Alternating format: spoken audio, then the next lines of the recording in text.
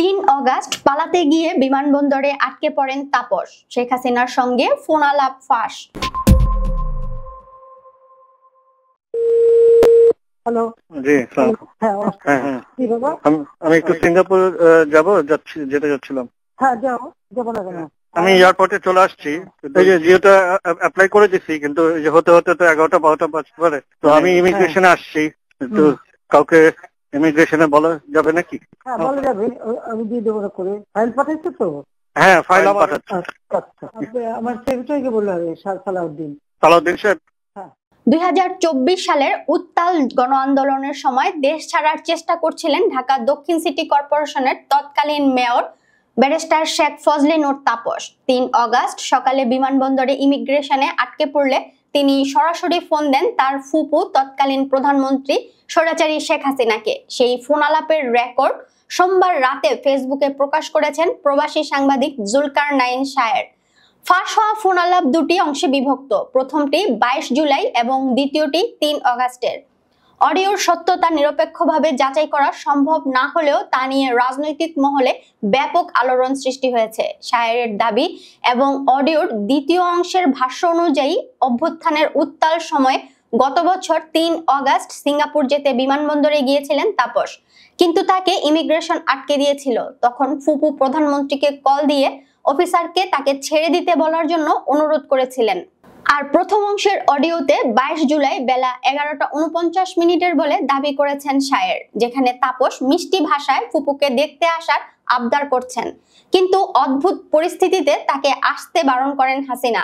তাপস মিষ্টি ভাষায় আবদার করছে, হাসুমনি একটু আসতে চাচ্ছিলাম, তোমাকে দেখতে চাচ্ছিলাম, আসবো?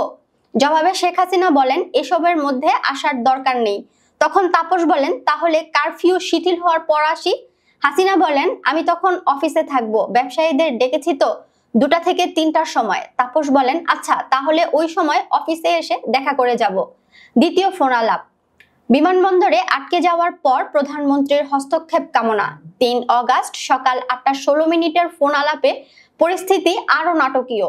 শেখ তাপস বলেন, আমি একটু সিঙ্গাপুর যেতে চাচ্ছিলাম, যাব? শেখ হাসিনা বলেন, যাও।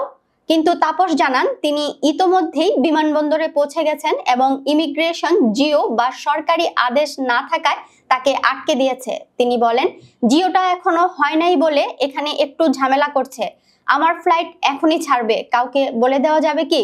এই পর্বে ফোন করে তাপস কুশল বিনিময়ের পর যা বলেন তার সারাংশ, আমি একটু সিঙ্গাপুর যেতে চাচ্ছিলাম, যাব?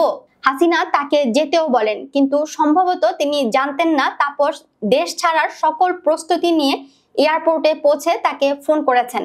কেননা শেখ হাসিনা তাকে বলেছিলেন তিনি মিছিল করতে মানা করেছেন, প্রত্যেকটা ওয়ার্ডে ওয়ার্ডে সবাই জমা থাকবে। এর উত্তরে তাপস বলেন, আমি এয়ারপোর্টে চলে আসছি, জিওটা অর্থাৎ বিদেশ যাওয়ার প্রয়োজনীয় গভর্নমেন্ট অর্ডার এখনো হয় নাই বলে এখানে করছে না। তখন হাসিনা তাপসকে প্রশ্ন করেন, জিওটা সঙ্গে নিলে না কেন? তাপস উত্তরে বলেন, অ্যাপ্লাই করে দিয়েছি, কিন্তু হতে হতে তো 11টা 12টা বাজতে পারে, মানে তোমার ওখানে যেতে। তো আমি ইমিগ্রেশনে আসছি, কাউকে ইমিগ্রেশনে বলে দেওয়া যাবে কি? আমার ফ্লাইট এখনই ছেড়ে দেবে।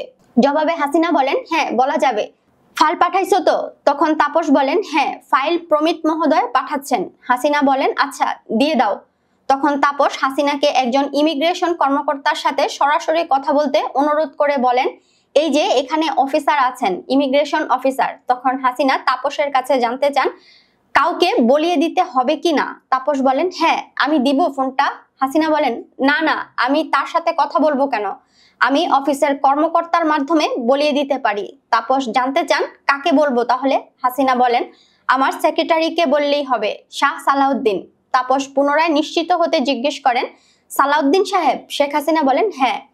এই অডিও প্রকাশের পর সামাজিক মাধ্যমে প্রশ্ন উঠেছে, যদি এটি সত্যি হয় তবে একজন মেয়র কিভাবে প্রধানমন্ত্রীর হস্তক্ষেপে দেশ ছাড়ার চেষ্টা করলেন? সেটি কি পালানোর ইঙ্গিত নয়?